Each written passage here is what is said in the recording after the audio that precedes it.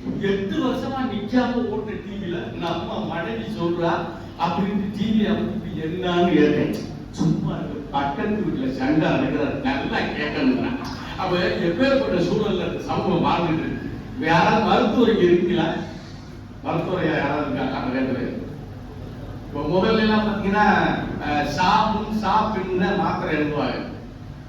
மாத்திரை எழுதுறேன் சாவதற்கு முன் சாவதற்கு பின் இல்லை, சாப்பிடுவதற்கு முன் சாப்பிடுவதற்கு பின். இப்ப பாத்தீங்கன்னா வித்தியாசமாக எழுதுறாங்க.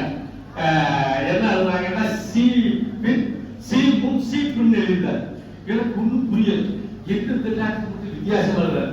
சார் உங்க மனைவி கண்ணுல ஒரு தெரியுது சார், அவங்க அதிகமா டிவி பாப்பா அவருக்கு, அதனால இந்த மாத்திரை எழுதினார். விளக்கம் கேட்டதுக்கு அப்புறம் தான் சொன்னாரு, இது சீரியலுக்கு முன் இது சீரியலுக்கு பின் சாப்பிடக்கூடிய மாத்திரை என்பதை அவர் உள்ள எழுதிருக்கார். எப்படித்தான் இருந்தாலும் மனைவி என்பவர் யார் சொன்னாங்கல்ல, எத்தனை பதவிகள் பெற்று வந்தாலும் சரி, சார் சொல்லும் போது கூட குடும்பத்தில் சொல்லிக்கிட்டு இருந்தார் ஃபுல்லாவே.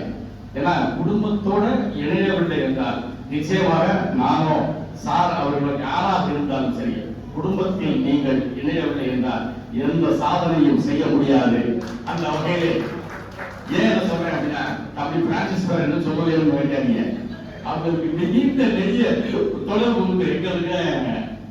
அவங்க அந்த குடும்பத்தாங்க. ஏன்னா எங்க அப்பா ஆசிரியர், அவங்க அப்பா தலைமை ஆசிரியர், ரெண்டு பேரும் மாமன் மருமைன்னு பேசிக்குவாங்க.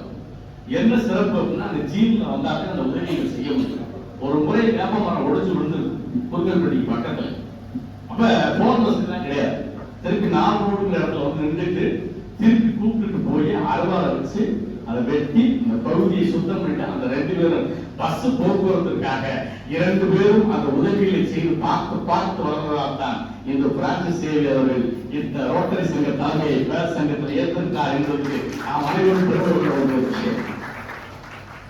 ஏன்னா அந்த மகாபிரபு சார் வந்து அவர் புத்தகம் எழுதியவர், மிகச்சிறந்த ஆசிரியர், மிகச்சிறந்த ஒரு சிந்தனையார் அவர்.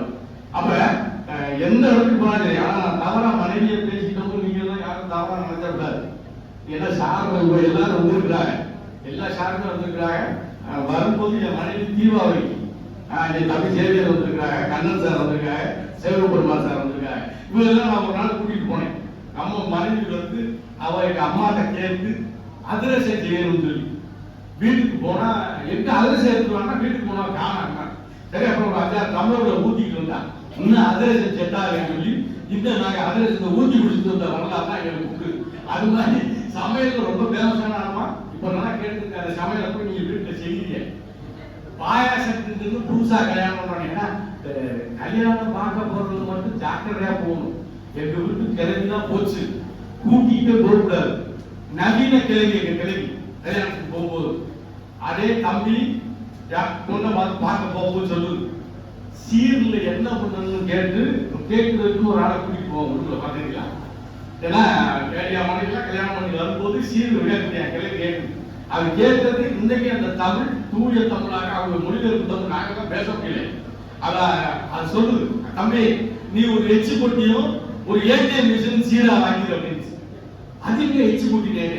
ஏன்டா நீங்க பூரா இட்லாம் தின்னு விட்டு அதனுடைய வக்கீல் மிச்ச கொலை போறான் பிடிச்ச சொல்லியிருக்கு கேள்வி. அதனுடைய தமிழ் என்ன நம்ம போயிட்டு இருக்கு ஒண்ணுல. அப்ப எப்படி இருந்தாலும் சரி, குடும்பம் சரியில்லை என்றால், ஐயா சொல்ற மாதிரி குடும்பம் சரியில்லை என்றால் எந்த சாதனையும் செய்ய முடியாது. பிரான்சிஸ் சேவியர் அவர்களுக்கு அமைந்த குடும்பம் அது ஒரு நல்ல குடும்பம் என்பதால் தான் இந்த இடத்திலே அவர் அமர்ந்திருக்கின்றார். ஏன்னா மனைவி என்பவர் யாருங்கிறத கண்ணதாசன் போறவங்க எழுதி போனார், மிக அழகா எழுதி போனாங்க. எந்த மனக்கோயில் சிலையாக வளர்ந்தாளம்மா, மலரோடு மலராக மலர்ந்தாளம்மா, கனவெங்கும் தேடி மலர்ந்தாளம்மா, காற்றோடு காற்றாக கலந்தாளம்மா, என்னை யார் என்று எண்ணி எண்ணி நீ பார்க்கிறாய், இது யார் பாடும் பாடல் என்று நீ கேட்கிறாய். யார் மனைவி என்பதற்கு கண்ணதாசன் மிக அர்த்தம் எழுதிக்காங்க. மனைவி என்பவள் கத்திரிக்காய் மாறியம், மனைவி என்பவள் கத்திரிக்காய் மாறி. ஏன்னா தாயுடைய அவதாரம், தங்கை அவதாரம், எத்தனை அவதாரங்கள் எடுத்தாலும் சரி, அவள் கத்திரிக்காய் மாறியான். என்னன்னு தெரியல, கத்திரிக்காயில என்ன அப்படின்னு விளக்கத்தை சொல்றாரு. கத்திரிக்காயில ஒரு கொடை இருக்கும், அப்பதான் வீட்டுக்கு மகாராணி. அதெல்லாம் சொல்லிட்டு கவியரசு கருணாசன் பின்னாடி மிக அழகா சொல்றாரு. இந்த கத்திரிக்காய் சைவத்திலையும் சேரும், அசைவத்திலையும் சேரும். ரெண்டு பக்கம் வாழ்ந்த வீட்டுக்கும் புகுந்த வீட்டுக்கும் இறந்து வீட்டுக்கும் இடையே. ஆனால் இப்ப சார் சொன்னார்ல போனேன், சார் சொன்னார் இந்த போன் நாளைக்குள்ள உறவுகள் போச்சு. என் தங்கச்சிக்கு குழந்தை வந்துச்சு, பார்க்கறதுக்காக போனோம். முதல்ல அவருக்கு பார்க்கறதுக்காக போயிட்டு நின்றுட்டு பாம்பத்தை இருந்துக்கிறேன். கண்ணு முழிக்க கொஞ்ச நேரம் நின்று ஒரு 10 நிமிஷம் ஆச்சு. கண்ணை முடிச்சுட்டு எதிர்த்து உட்கார்ந்து என் தங்கச்சி உண்மையிலே நடந்து ஒரு விஷயம் இப்படி தடவுச்சு. இப்படி தடவிட்டு எதிர்த்து என்னன்னு கேட்டுச்சு. நம்ம பக்கத்துல இருந்து என்னன்னு கேட்டுச்சு, எங்க செல்போன் கேட்டுச்சு. முதல்ல பிள்ளைய பார்க்கறதா செல்போன் அழைக்க பார்க்கறதா புள்ளிக்குள்ளே எவ்வளவு பெரிய விஷயம். அதே மாதிரி பாத்தீங்கன்னா வீட்டுல வந்து வெளியில செல்போன்னால நிறைய விஷயங்கள் இருக்கு.